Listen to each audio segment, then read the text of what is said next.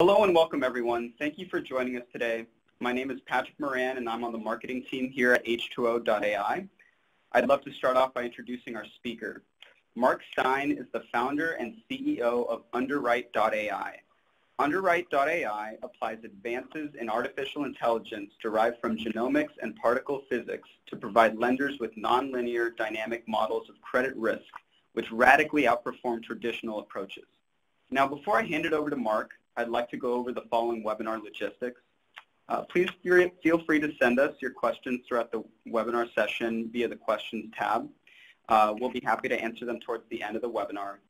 And this webinar is being recorded. A copy of the webinar will be available after the presentation is over. Now, without further ado, I'd like to hand it over to Marc. Thanks, Patrick, and thanks to everybody who's joining into this webinar. I wanted to talk today about the application of AI and machine learning to credit underwriting. And before we get into the specifics of that, I'd like to talk a little bit about why it's critically important, and in fact actually necessary today, to use machine learning to score credit applications. One of the biggest problems in the world today is the lack of affordable credit availability to underserved markets and communities throughout the world.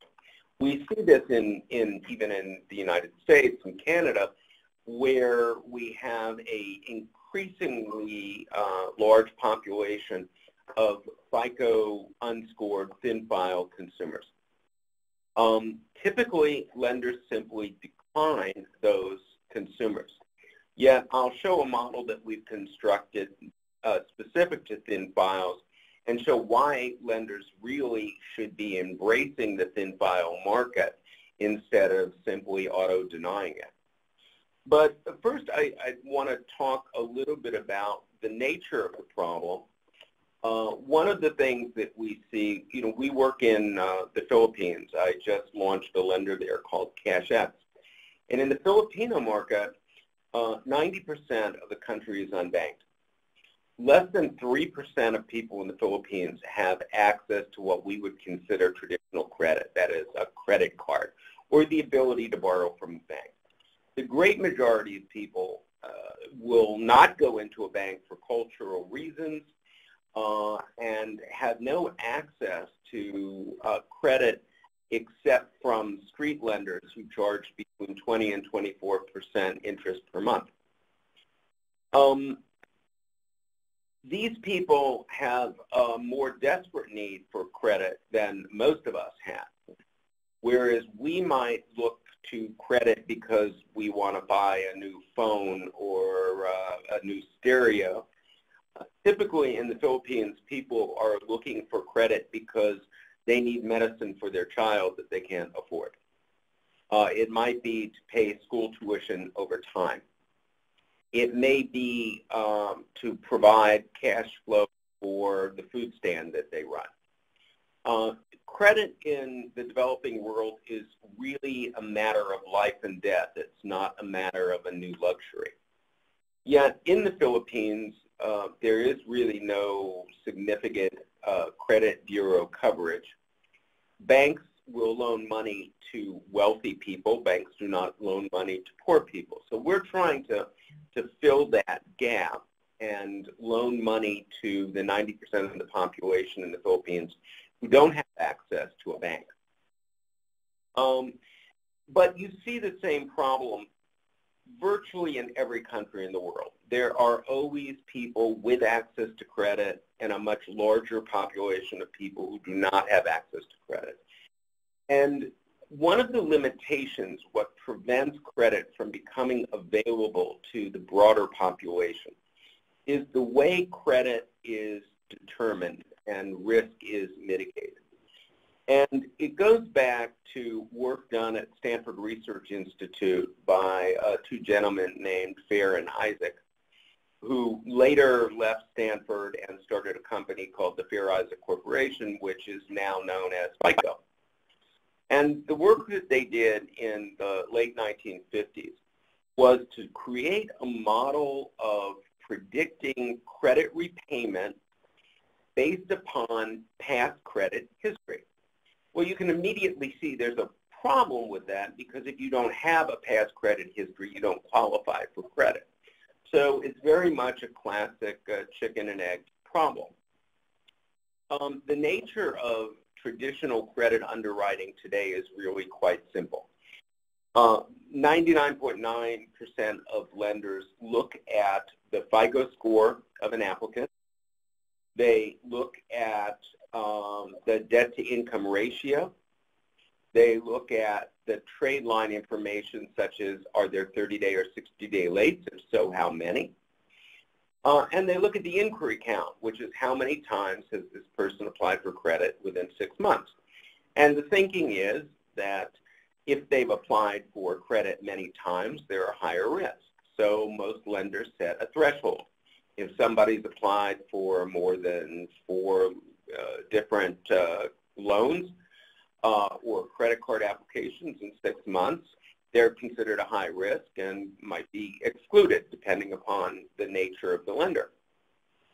So the reason why this approach is taken is that lenders use something they call a scorecard. And a scorecard is actually nothing more than a set of if-then rules. Right? If the FICO score is below 600, deny. If the debt-to-income ratio is greater than 45%, deny. If there are more inquiries than 6 in 6 months, deny. If the trade lines contain a 60-day late, deny. Now, if you had got to the bottom and you haven't denied, then you look at the FICO score and say, oh, well, these people have a FICO score of 700, and you give them a rate based upon their FICO score. So that's really how the vast majority of underwriting in the United States occurs. The problem with it is that if you have a FICO score of 700 and above, that model works pretty well because by definition, if your FICO score is 700, you probably don't have 60-day lates, collections, things like that, and you probably have a limited number of inquiries. So the basic rules used by the lenders actually are already encapsulated in FICO. But if you have a FICO score below 700, the further south you go from 700, the less efficacy the model has. So the predictive model of lenders becomes less effective as they move into the market that is outside of the prime market. So as you get into subprime, the model works worse. Now, the model works worse and defaults are higher. And the result of those two combinations results in people in the subprime market being overcharged because the algorithms are not effective at determining who is actually a high risk in the subprime market and who is not. The system basically groups subprime borrowers into one bucket and charges them the aggregate risk value. If you can determine, well, who actually is a good payer in the subprime bucket, then you can give them a decent rate. If you can determine who in the subprime market isn't going to pay you back, you can deny them. So it's necessary to create models that do more than just apply the rules to the prime market. What we discovered was that the key problem in traditional underwriting is that if you want to underwrite in the subprime market, you can't use 4 inputs to a model. It no longer works because everyone in the subprime market is below 700. They all have a high inquiry count. They've all had problems with repayment in the past. So they're all going to be grouped together. So what we worked on was we needed to be able to process a large number of attributes into a model. Our typical models have over 1,000 inputs into them. Obviously, you cannot create a rule base with 1,000 inputs. So you need to switch away from the if-then model. You need to move beyond logistic regression, which is used because it allows you to effectively generate a scorecard. So if you're going to actually address the entire market of credit, and if you're going to address the need for credit in markets in which you don't have FICO scores, you don't have the traditional metrics, you need to come up with a new way of doing underwriting. And that's what we've been doing for the past 4 years at Underwrite. We look to build both dynamic and nonlinear models of consumer credit risk. And, you know, I'm often asked, well, what do you mean by nonlinear? And the best way to explain it is to think in terms of a physics experiment in which you're riding a bicycle at 10 miles an hour and you throw a baseball, and your additional velocity of throwing the baseball is 20 miles per hour. Now, if you're asked to solve for the combined velocity of the baseball, it's a classically linear problem. You add 10 to 20, and you've got the velocity.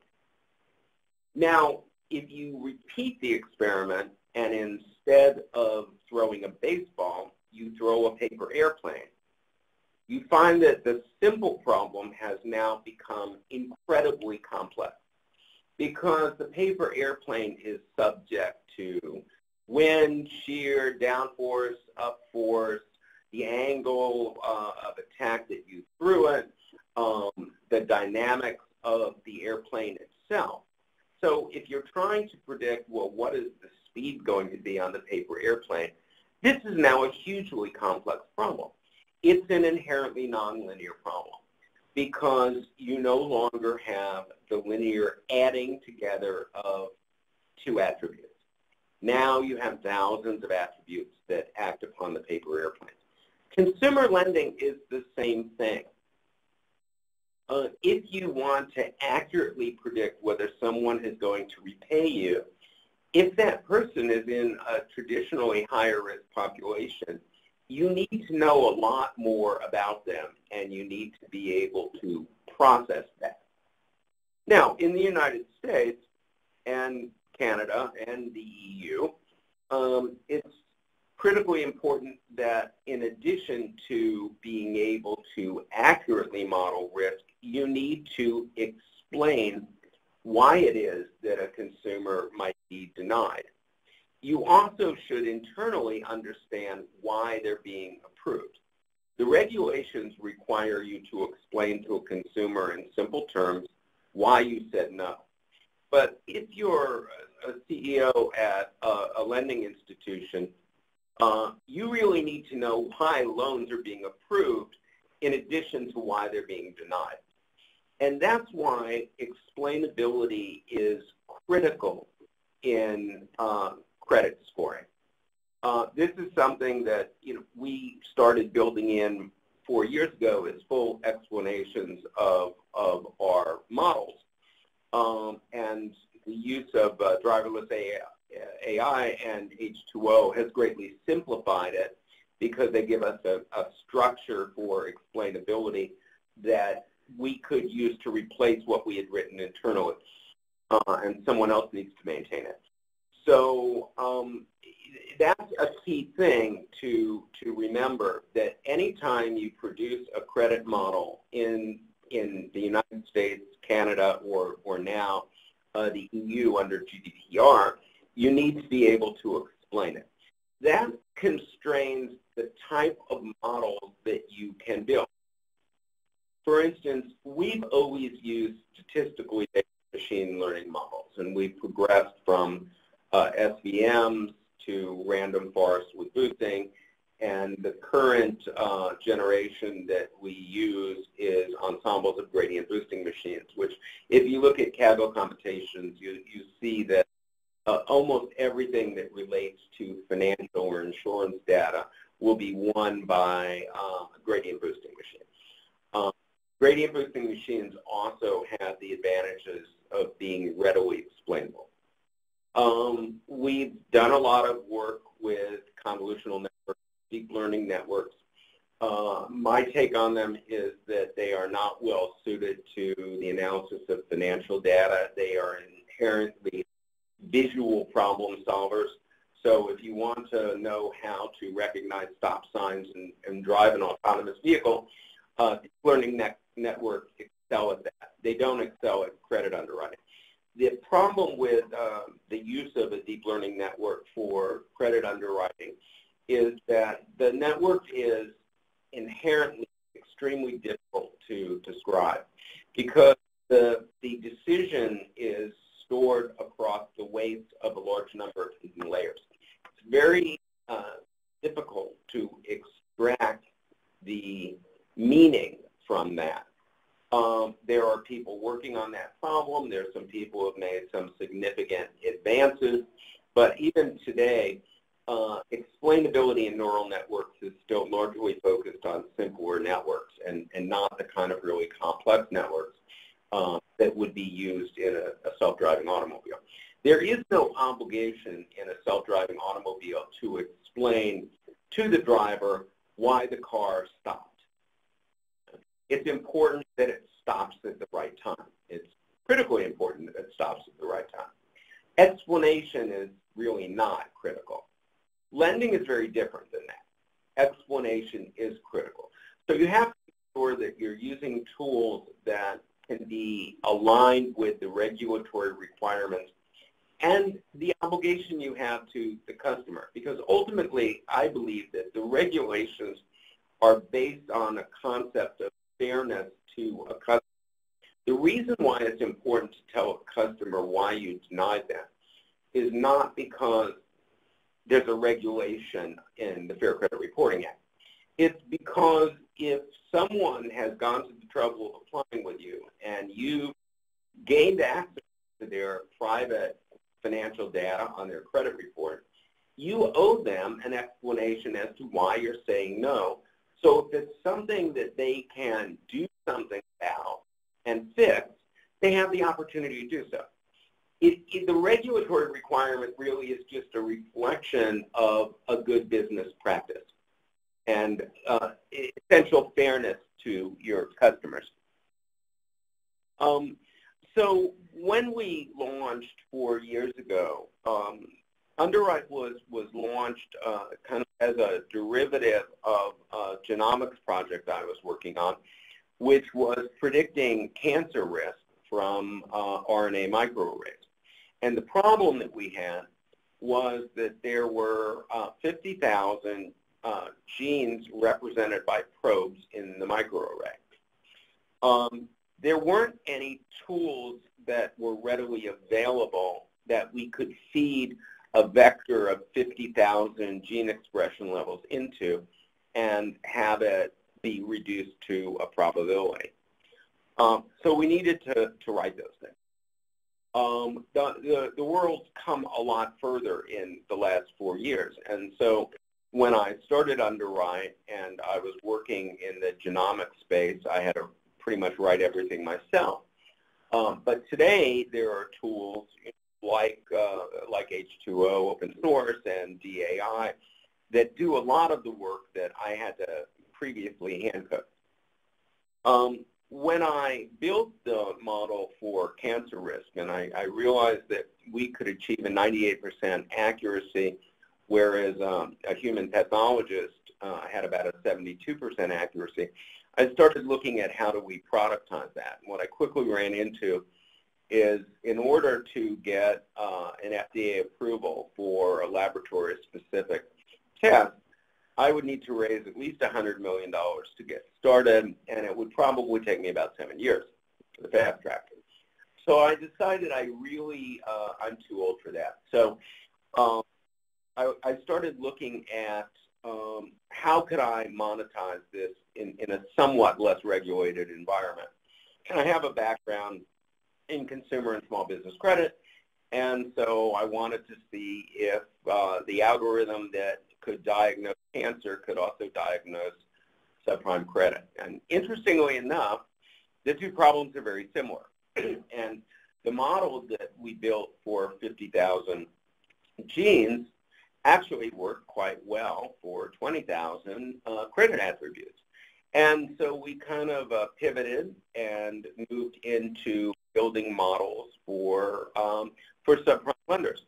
And our first lender, who was our test case, had a 32.8% first payment default rate, which in the deep subprime space, that's a fairly common default rate. And what that means is that 32.8% of the people they loan money to never made the first payment.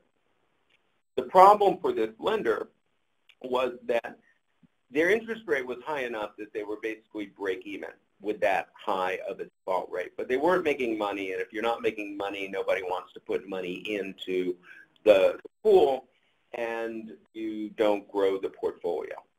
So they needed to reduce that 32.8% first payment default rate. Now, their underwriting model was constructed by a major credit bureau, and it was a very traditional model. Wasn't particularly bad model for the space. But we replaced it with a nonlinear model in place of the logistic regression. And with the same data that they had used for building their model as an input, we were able to bring the loss rate down from 32.8 in first payment default to 20% in the first month.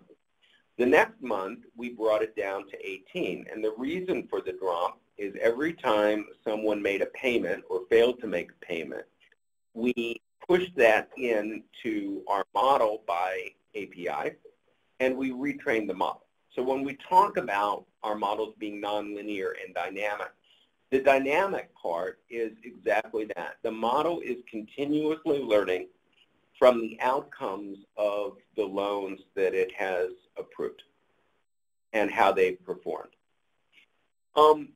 So the month after that, it fell from 18 to 15, and then to 12, and then to 9, and then to 7.6. But one of the things that we were aware of is that you can over-optimize a model for default. It's very easy to build a model that has a 0% default rate. You just don't lend to anybody. So what we discovered was that at 7.6, the yield on the portfolio was less than at 9.0. But now we had the mathematical levers to simply turn the clock back to the 9.0 model and lock that in place. And so we did, and we ran them at a 9% FPD, which correlated to an overall loss rate of 20%, which was wildly profitable for them, and they simply ran that for the next 2 years at that setting. So at that point, we knew that through 6 months of iteration with a deep subprime lender, that we could deliver a huge lift in performance, at least in subprime. So then we started working with lenders that would lend to a wider market. And we found that the biggest gains come in the subprime space because that's where the biggest losses occur. But we can provide value and a significant improvement in both default loss rate and ROI over traditional models, even in the super prime space. The next thing that we really started working on was the thin file unscored market. So one of the problems with the unscored market is that typically someone with no FICO score is automatically declined by a lender, because the lender's rules say if you have a FICO score under 600 or 580 or 550 or 700 or whatever the lender is, it's an auto decline, right? So when you have no FICO score, you apply, you get an adverse action statement saying you've been declined because of information received from the Bureau, and it was the lack of a FICO score. Now, if you think about it logically, you have a population that it divides up into those with good FICO scores, bad FICO scores, and no FICO scores, right? So if you look at those buckets from a risk perspective, people with bad FICO scores have bad FICO scores for a reason. They've obtained credit and they haven't used it very well. And therefore, they've been punished with a bad FICO score. Now, you can find cases where the punishment is really unjust because what harmed the FICO score was a medical bill that they were never going to be able to pay, but the hospital needs to send a bill for $1 million for your sick child with the knowledge that you're not going to pay it. But they're still required to charge it off, and you're required to deal with it through a bankruptcy or simply by not paying it and suffering the credit damage. Now, the credit bureaus have made some progress in factoring out those rather recently, but traditionally one of the big reasons why people end up in a subprime space is loss of job or illness and inability to service their debts. But people with low credit scores are going to be of higher risk than people with high credit scores. But if I ask you then to estimate the loss for people with no credit scores, where does it fall? Right? Well, the presumption of many lenders is, oh, it's like people with bad credit scores. In reality, no, it's an unknown quantity. People without credit scores are not particularly high risk. They're unknown risk. Now, banks don't like the unknown.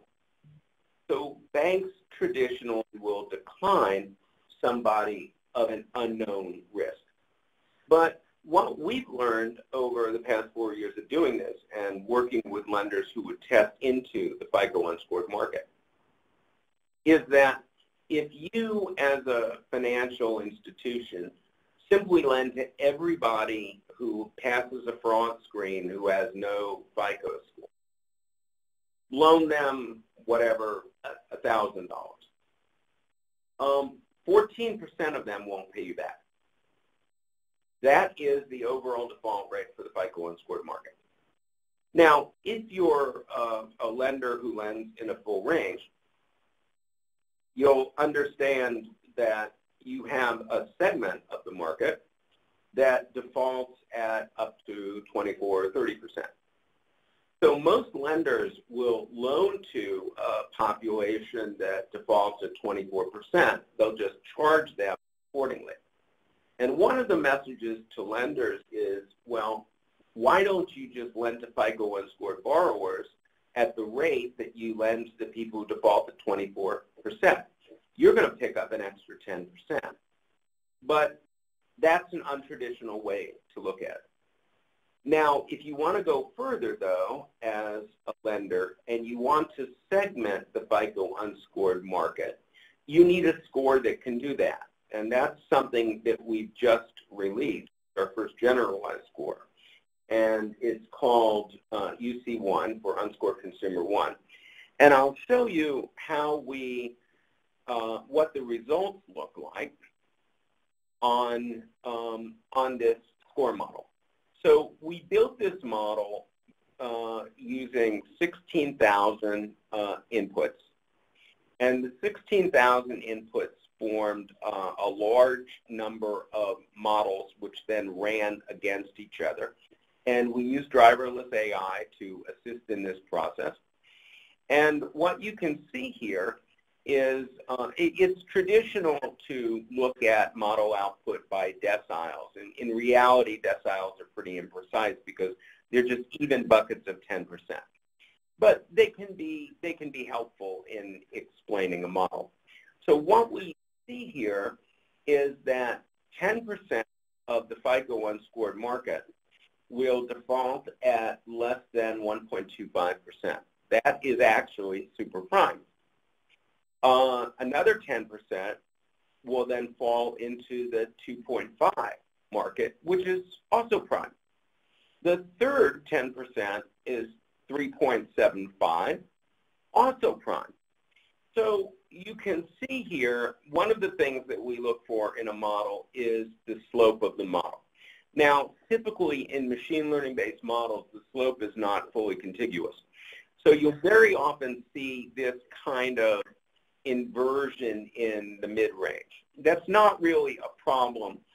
It's more a function of using deciles, because in reality, this group, this 20% group, would be grouped together. And when you group it together, it's about 13%, and then you can see that the slope is quite linear. But what we've done with this model is to divide it into 5 grades. So you can see that grade A has an overall default of 2.5%. Again, this is prime volume. Interestingly enough, 50% of FICO unscored thin file consumers will default at a combined default rate of 4% or less. So that, by most lenders, is an A-grade consumer. So this is the remarkable thing about this score model, is that you can lend to 50% of the thin file consumers who come to you, and you can do it with the same risk as someone who has a FICO score above 700. What's interesting about this is the FICO market, that is the population of scored consumers, is 50% 700 and above, 50% below. What we see in the unscored market is exactly the same distribution. 50% of the market is above FICO 700. 50% has a risk probability outside the FICO 700. So we just released this model, and it is based upon bureau data. All of the models that we build in the U.S. use FCRA-compliant bureau data. This particular model uses data from Experian and TransUnion. We have models for all the major alternative lenders and individual models that run based upon Experian, TU, or Equifax data. We also operate in other countries. So we use Equifax data in the UK. We use 990 attributes there. So that gives you a sense of why it's important to utilize machine learning. But this is really the viewpoint from the Western world. When you want to lend money outside of the developing world, and to me, I'm very attracted to developing markets, because I know if I lent somebody $20 in the U.S., they'd go to Starbucks and they'd get a couple of lattes, maybe a scone. If you loan $20 to somebody in the Philippines, that's enough money for them to buy food to serve at a food stand for the day, and the profit from the food stand will provide sustenance for a family of 4. So you can have, you can get tremendous leverage for your money in developing markets. Before you're really going to have an impact on someone's life in the United States, you probably have to loan them thousands of dollars. But you can have an impact in developing countries for very little. So if you have a pool of capital like $1 million, deploying it in a developing country has a huge amount of world impact. Also, you find that developing countries have much less regulation in terms of interest rates, and you have more flexibility to price a model in accordance with its actual defaults.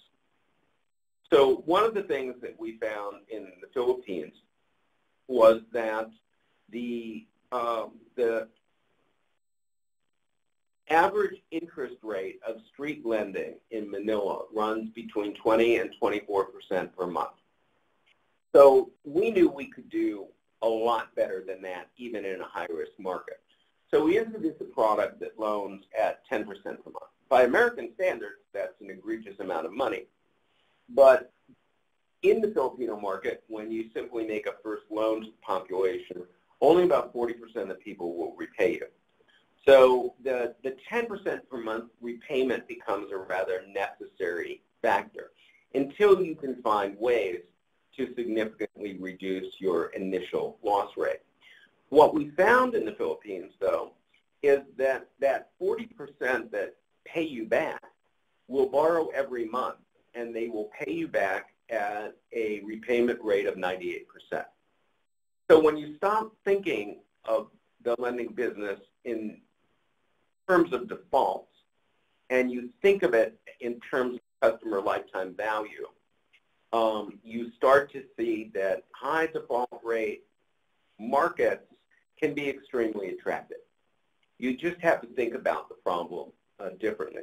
So what we built in the Philippines is a model to allow people to apply on their cell phone, and we immediately underwrite them. They upload a photo of their government ID and a selfie. We use a deep learning algorithm to match the selfie with the ID, and then we use a deep learning mechanism to determine whether the application data sufficiently matches the ID data. We can instantly approve the consumer, and we can return to them a transaction code. That transaction code can be taken into any convenience store or Padala Center remittance store in the Philippines, shown to the clerk, and the clerk will count out 1,000 pesos into their hand. This, to me, is really the future track of lending in the developing world. Intake through cell phone, distribution either by e-wallet or through convenience stores. And now we're extending the same model into Indonesia. That really brings us back to the use of machine learning. When you want to do underwriting in a market which does not have an existing credit structure, you're going to have to figure out how it is that you can reduce risk beyond simply saying, well, the people who pay us back the first time will be good customers. So we found that we could go from that 60% default rate down to a 20% default rate by figuring out information about the culture and the people and the data. So you start with no data, but your task as the lender is to collect data and then retrofit a model into your learning. You're not going to be able to do that effectively with traditional logistic regression. This is where a tool like DAI comes in. So I'll show you an example. If I can find it here.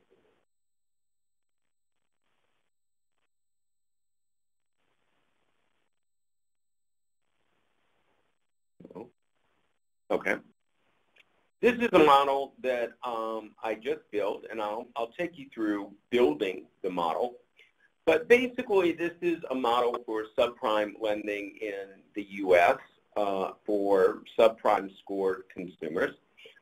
This is a really kind of simplified test case. There's only 968 rows and 42 columns, and that does address the question I often get, which is, how much data do I need to apply machine learning?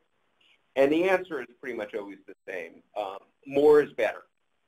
If you have 100,000 rows and 16,000 columns, I'll take that. That's great. But we found that if you're really good with pre-processing and have a good understanding of the data, you can build very effective models with even as little as 1,000. So in this particular model, you can see we ended up with an area under the curve of 0.8347, which, if you have background in machine learning, you know is an extremely high score for this type of consumer credit data. Most of our models, we target an AUC of between 0.75 and 0.85. So this is really at the high end. We have one model that we're running in South Korea that has a higher AUC than anything I've seen before, and it's at 0.956. But the South Korean market's an unusual market. When we talk about area under the curve, if you're not a statistician or a data scientist, area under the curve is a very common measure of predictive accuracy, which factors out the impact of randomness. So if let's say you have a case where you have a 10% default rate on loans. So 90% are good. So you need to predict whether loans are good or bad. So if you simply always predict good, your accuracy is 90%. But you haven't actually achieved anything because the randomness will give you a 90% score. Area under the curve will give you a score of 50 if you always guess yes and you're not ever guessing anything different. It has a baseline of 50. 50 correlates to randomness. So if you build a model and it is below 50 as an AUC, you're better off flipping a coin. So that gives you a baseline, right? So the higher you go from 0.5, the better your model is. Let me show you how you can use DAI to do what I've just done here. So I've uploaded a training set and a validation set. Now, with a larger set, I generally create a third set, a 10% set called a hold set. But because we have so few records here, we're just doing training and validation. The model was built on the training set and continuously tested against the validation set. So the validation set is not modified in any way by the model, and thus it serves as a reasonable proxy for fresh data that would be coming in. So what you're going to do here, let me see if I find these. This. So you would simply take your validation and training set.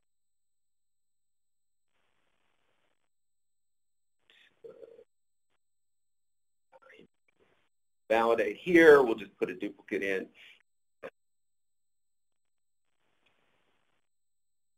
And then we'll add the training set. And yes, we'll just let it overwrite.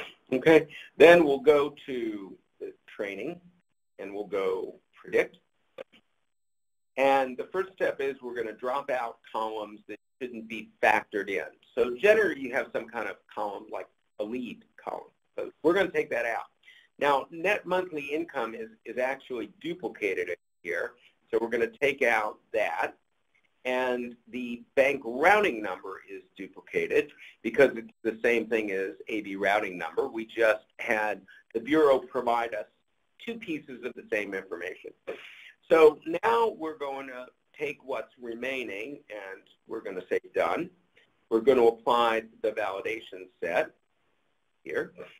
And we're going to take the dependent variable, which is result, which I've mapped in this data set as to good and bad.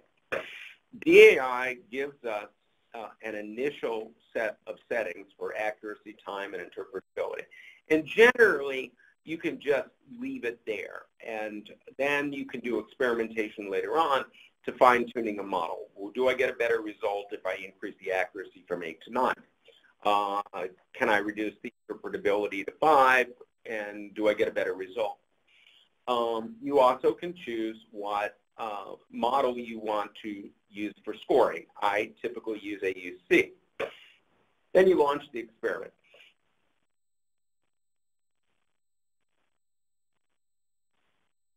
And it gives us a notification, mostly related to having, a rather small data set. You can just disregard it. Now you can see that it's already started to run, and what DAI is doing at this point is feature selection. So it's taking each of the attributes in the data set. Remember, we had 42 attributes. And it's creating combinations of those attributes and testing them for their predicted value as combinatorial factors. And it's simply running all of these tests, and you can see in the variable importance area how it's weighting individual variables. So you can see, even though it's just started running, we're already at a very high AUC. So this is obviously a problem that is well suited to this type of modeling. To give you an example, when you typically run a real-world analysis of FICO 8 in a portfolio, you will typically see an AUC between 0.66 and 0.68. So you can see if you can do lending in the subprime space with an AUC of, at this point, it's already 0.85, there can be huge gains to be had. I actually completed this experiment before, so let me go back to that. Oh, wrong one.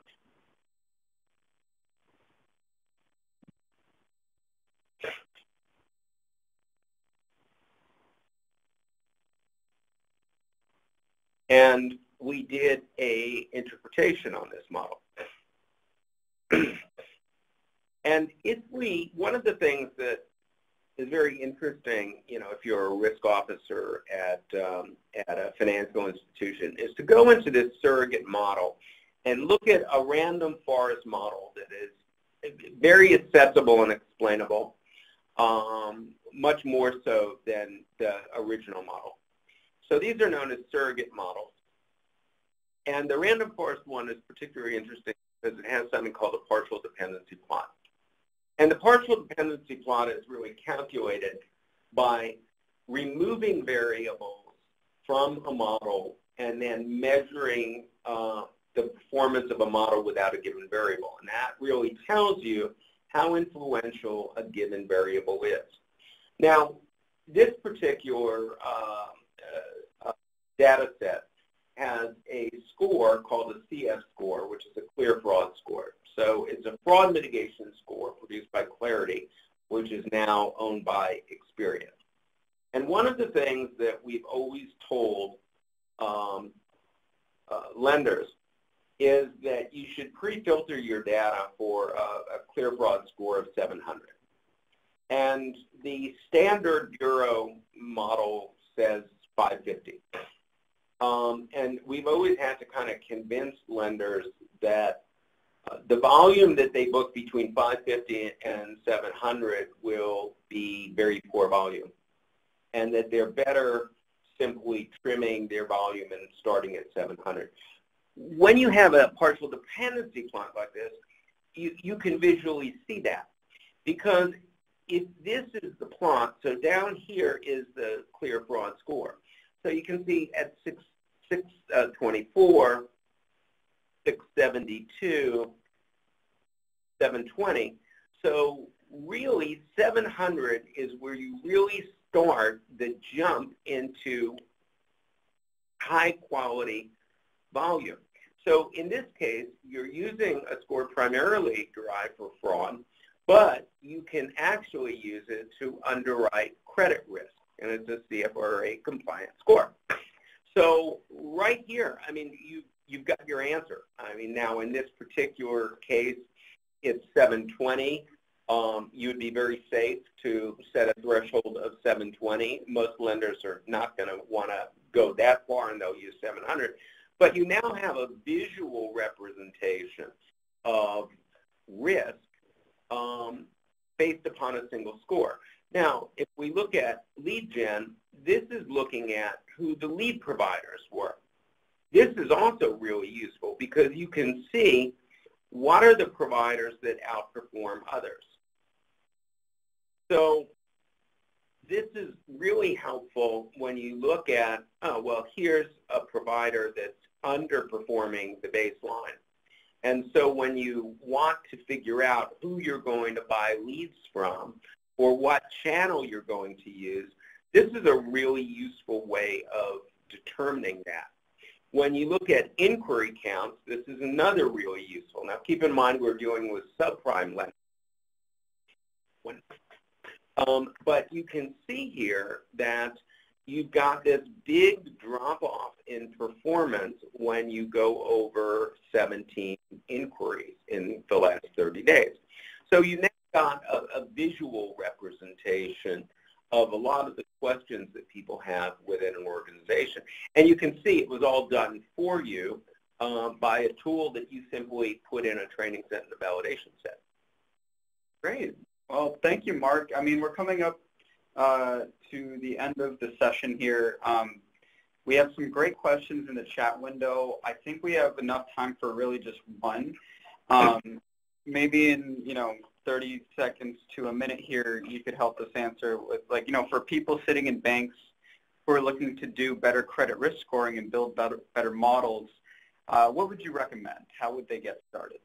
I really recommend if you're not a data scientist and you don't have data scientists on site, the easiest thing to do would be, download DAI for a 30-day trial, build some models, and see, how easily you can build models. I think the thing to really think through, though, is, and this is a critical question with the application of machine learning and artificial intelligence, why do you want it? It shouldn't be because American bankers said everybody's moving to AI. You need to have a specific problem you want to solve. And I think the key problem for financial institutions today is how can they expand their market and reduce their cost of acquisition? Because trying to take a consumer away from Bank of America is hard and expensive. You need to find somebody who doesn't have an established banking relationship, find a way to underwrite them and bring them into your fold. And that's really the type of problem you need to be solving. And how do you increase the amount of money that you can put on the street while decreasing the risk? The answer is going to be found in machine learning models. Great. Thank you so much, Marc. So that does it for this webinar session. I want to thank Marc for taking the time and doing a great presentation. I'd like to thank you to everyone who joined us today. The recording of the webinar will be made available on our Bright Talk channel, and as Marc mentioned, we do offer a 21-day free trial license of driverless AI. So please feel free to visit h2o.ai and request a free trial there. Have a great rest of your day, and thank you again for joining us.